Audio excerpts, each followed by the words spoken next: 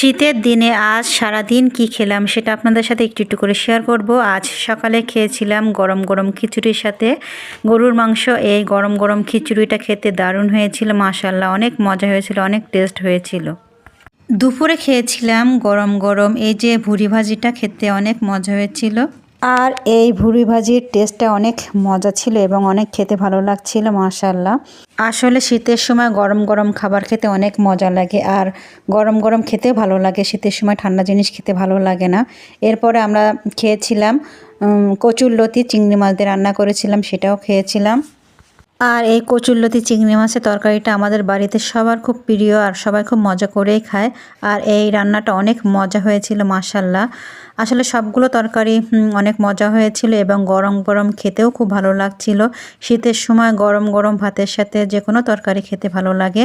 এরপরে আমরা দুপুরে খেয়েছিলাম গরম গরম ভাতের সাথে লাউ দিয়ে বাগদা চিংড়ি মাছ খেতে। এই লাউয়ের তরকারিটা এত মজা হয়েছিল, এত মজা হয়েছিল। আসলে একটা কচি ধরনের লাউ রান্না করেছিলাম, অনেক মজা হয়েছিল খেতে, মাশাআল্লাহ। যেমন দেখতে কালারটা হয়েছে তেমন খেতেও মাশাআল্লাহ অনেক সুন্দর হয়েছিল। এই ছিল আমাদের দুপুরের আজ খাবারের মেনু।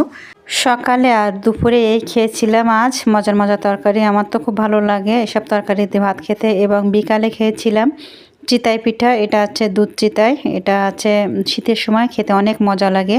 শীত মানেই বিভিন্ন রকমের পিঠে খাওয়ার রেওয়াজ পড়ে যায়, আর এই পিঠাটা খেতে অনেক মজা হয়েছিল। শীতের সময় এই পিঠাটা খেতে অনেক মজা লাগে এবং বাঙালি মানেই পিঠে খাওয়া, শীতের সময় ধুম পড়ে যায়। সবাই ভালো থাকবেন, সুস্থ থাকবেন, আল্লাহ হাফেজ, আসসালামু আলাইকুম।